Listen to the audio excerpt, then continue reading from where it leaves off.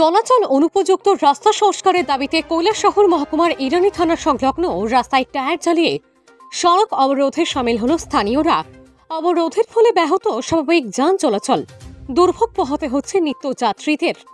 কৈলাসহর মহকুমার গৌরনগর ব্লকের অধীন বাবুরবাজার থেকে ইরানি বাজার যাওয়ার রাস্তাটি দীর্ঘদিন ধরে চলাচল অনুপযুক্ত হয়ে রয়েছে। সামনেই বর্ষা শুরু হবে, এখনো পর্যন্ত এই রাস্তা সংস্কারের কোনো উদ্যোগ নেওয়া হচ্ছে না। কিন্তু রাজ্য সরকার এবং সংশ্লিষ্ট দপ্তরের নজরে বিষয়টি বারবার নেওয়ার পরও কারোর কোনো মাথা ব্যথা নেই। শনিবার দুপুরে এক প্রকার বাধ্য হয়ে ইরানি গ্রাম পঞ্চায়েতের বাসিন্দারা সড়ক অবরোধে সামিল হয়। সাধারণ নাগরিকদের এই যন্ত্রণার জন্য রাজ্য সরকারের উদাসীনতা স্পষ্ট।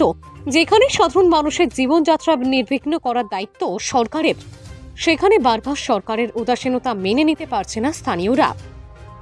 দীর্ঘ ৩ ঘণ্টা অবরোধের পর দপ্তরের দায়িত্বপ্রাপ্ত ইঞ্জিনিয়ার অলোক রায় ঘটনাস্থলে উপস্থিত হন।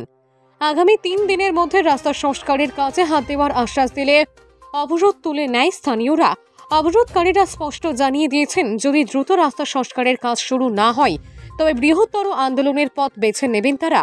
রাস্তা অবরোধ সকাল 11টায় শুরু হওয়ার পর দপ্তরের আধিকারিকদের আশ্বাস পাওয়ার পর বিকাল 2:30টায় রাস্তা অবরোধ প্রত্যাহার করে নেয় অবরোধকারীরা। আন্দোলন হচ্ছে রাস্তার জন্য। আমাদের টিল্লা বাজার থেকে ইরানি বাজার পর্যন্ত আমাদের রাস্তা খুব বাজে দুরবস্থা।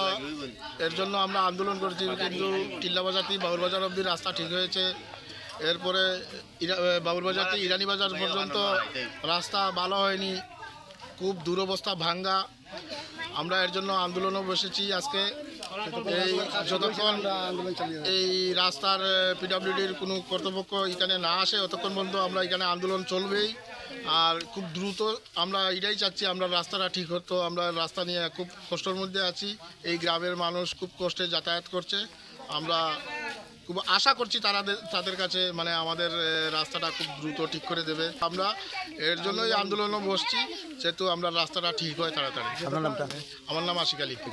এখানে বাড়ি নিয়ার পুলিশ স্টেশন। আমরা চাইছি আমাদের রাস্তাটা খুব দ্রুত ঠিক হওয়ার জন্য।